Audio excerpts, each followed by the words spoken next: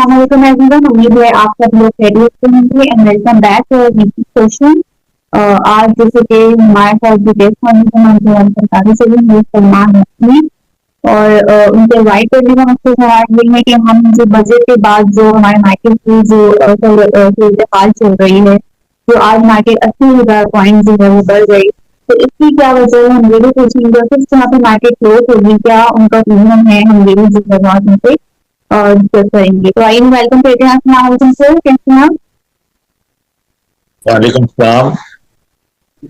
जी sir, सबसे पहले जी ये बताइए कि आज जो है वो मार्केट जो है वो 80,000 जो मार्केट ने टच किया, उसके बाद मार्केट में जो है वो करेक्शन आई है। क्योंकि एक साल पहले ये सुनने में आ रहा था कि आरिफ साहब ने एक अनाउंसमेंट की थी, जिसमें उन्होंने कहा था कि 80,000 पॉइंट जो है वो मार्केट हो जाएगी, और ये जो है वो मुमकिन भी हुआ। और आज जो है मार्केट एक साल बाद जो 80,000 पॉइंट जो है वो क्रॉस कर ली है। तो क्या महसूस लगता है आगे मार्केट का क्या मूव होगा? बिस्मिल्लाहिर्रहमानिर्रहीम। देखिए, ये आजकल इवेंट्स के ऊपर डिपेंड करता है। इसमें time is not a matter कि अगर मैं ये कहूँ एक साल बाद इतनी हो जाएगी या 2 साल बाद, नहीं। जो इवेंट्स बीच में आ रहे हैं वो किस तरीके से मटेरियलाइज हो रहे हैं। जैसे बजट आया, उसके बारे में बड़े खदशात थे, लेकिन अल्हम्दुलिल्लाह स्टॉक मार्केट के लिहाज से फेवरेबल बजट था, तो इसलिए मार्केट क्योंकि काफी डिप्रेस हो गई थी और वो बाउंस बैक कर गई, और जो लोग अपनी पोजीशंस छोड़ गए थे उन्होंने दोबारा उसको बाय कर लिया। इसी तरीके से अब इन्फ्लेशन में कमी हुई और इंटरेस्ट रेट घटा, कोई कम से कम 4 साल बाद पाकिस्तान में जो है। इससे पहले इंटरेस्ट रेट बढ़ता हुआ आ रहा था, तो वो घटा 1.5%, और वो थोड़ा सा एक्सपेक्टेशन से ज्यादा घटा। तो ये समझ लें एक दूसरा इवेंट था। और अब जो आगे इवेंट आ रहे हैं, अब रोल ओवर वीक है, फिर उसमें बजट अप्रूवल बड़ा इंपॉर्टेंट है, क्योंकि कुछ इस बजट की मुखालफत भी है असेंबली में। और बजट अगर अप्रूव होता है और उसके बाद जुलाई के फर्स्ट वीक में आईएमएफ से निगोसिएशन है नई नए स्टाफ लेवल मुआहदे के लिए, तो वो बड़ा इंपॉर्टेंट होगा। और अगर वो बजट का अप्रूव होना प्लस जो है आईएमएफ से एग्रीमेंट का हो जाना, और ये दो चीजें होती हैं, तो मार्केट में एक नई तेजी भी बन जाएगी और 80,000 से ऊपर मार्केट जो है वो जाने की सलाहियत रखती है।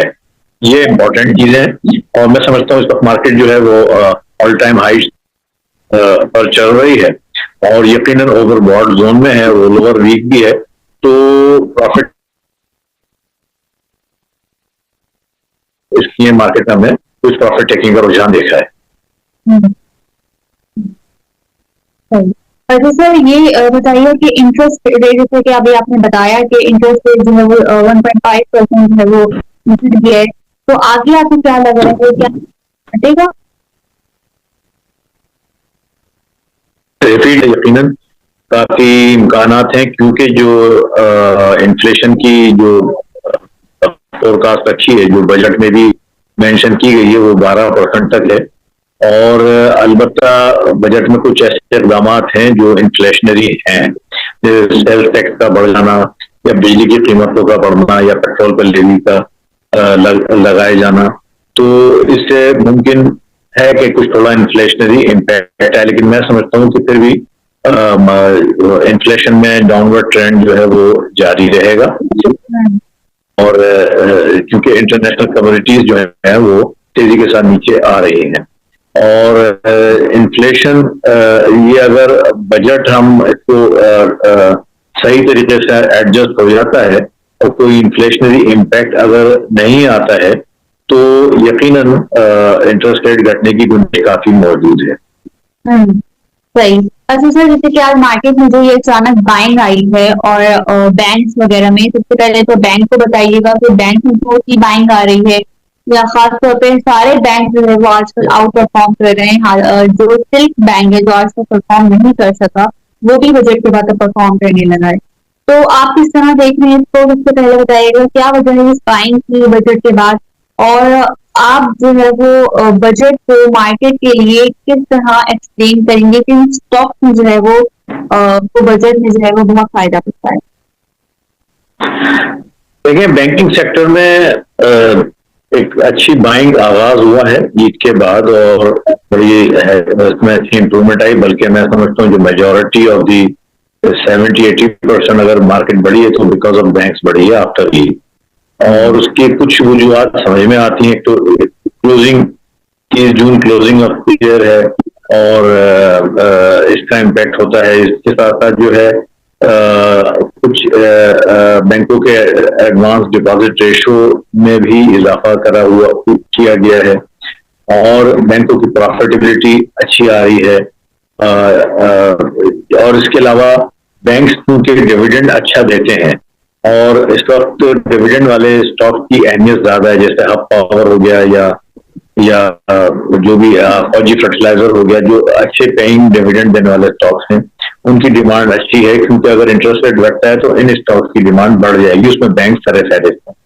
तो ये कुछ वजूहत लग रही हैं जिसकी असर हमने बैंकिंग सेक्टर में एक अच्छी तेजी का रुझान देखा है और इसी की वजह से जो है इंडेक्स में इजाफा हुआ। जहां तक बजट का ताल्लुक है, मैंने पहले ही बताया कि बजट में वो तमाम खदशात दूर हो गए जिसमें इम्कान था कि कैपिटल गेन टैक्स जो है वो नॉर्मल इनकम कंसीडर करके लगा दिया जाता, तो ये बहुत ही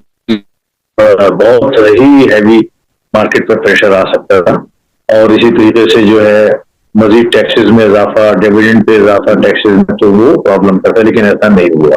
और ये कि म्यूचुअल फंड पे जो डेट मार्केट में इन्वेस्टमेंट करते हैं उनकी डिविडेंड पर जो है टैक्स बढ़ा दिया गया है, 25% कर दिया गया है, तो इसका भी इम्पैक्ट है और डाइवर्ट हो रहे हैं वो फंड्स डेट मार्केट से टुवर्ड्स इक्विटी मार्केट। तो ये वजूहत है जिसका हमने बैंकों में तेजी देखी और मार्केट में तेजी देखी। अच्छा सर, ये हाफ ईयरली क्लोजिंग का भी आपने बताया, तो कौन कौन सी कंपनी जो है वो आपको क्या लगता है कि उनके रिजल्ट जो है वो हाफ ईयरली क्लोजिंग में, जून की क्लोजिंग में अच्छे आएंगे और जो इन्वेस्टर्स हैं वो पोजीशन जो है वो ले सकते हैं? कौन कौन सी ऐसी कंपनी थे आप? और इसमें यकीनन इम्कान है पावर सेक्टर में, जो पावर प्लांट है उसमें अच्छा इम्कान है और इसके बाद जो है फर्टिलाइजर सेक्टर, बैंकिंग सेक्टर, ई-एंट्री सेक्टर, एक्सप्लोरेशन एंड प्रोडक्शन सेक्टर जो है इसमें डिविडेंड आते हैं, फर्टिलाइजर में अच्छे डिविडेंड आते हैं। इन सेक्टर्स में जो है अच्छे पे आउट का इम्कान होता है और है।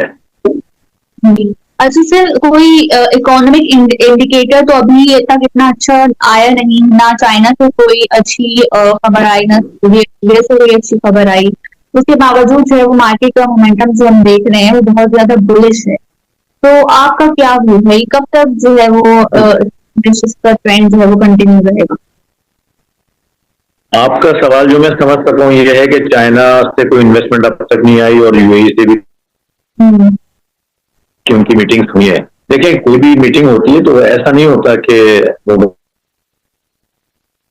बाकायदा फिर उसके बाद उसकी जो है इवेल्युएट करा जाता है किस सेक्टर में होना चाहिए। अब चाइना का एक डेलीगेशन आ रहा है जो यही देखेगा, चेक करेगा कहाँ पर इन्वेस्टमेंट की गुंजाइश है और पाकिस्तान में बड़े पोटेंशियल मौजूद हैं, बड़े सेक्टर्स मौजूद हैं और SIFT जिस तरीके से काम कर रही है और अच्छे सेक्टर्स को ऑफर कर रही है तो यकीनन इन्वेस्टमेंट आ सकती है। It will take some time और कुछ अच्छे पॉजिटिव जो है हमें इशारे मिले हैं यूएई से भी, तो इंशाल्लाह उम्मीद अच्छी है और ये कुछ अर्से बाद ये चीजें नजर आए।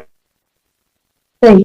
अच्छा सर, नॉन फाइलर्स का जो है मार्केट में इस वक्त भी होल्ड है, क्योंकि इनके पास जो शेयर हैं वो बहुत ज्यादा हैं और जो है वो बहुत ज्यादा इनके पास शेयर जो है वो पड़े हुए हैं। तो वो अगर सेल करना चाहें या फाइलर बनना चाहें तो इसका क्या तरीका है, अगर आप ब्रीफ कर दें? फाइलर बनने का तरीका पूछा है आपने? जी जी जी, बड़ा सिंपल है और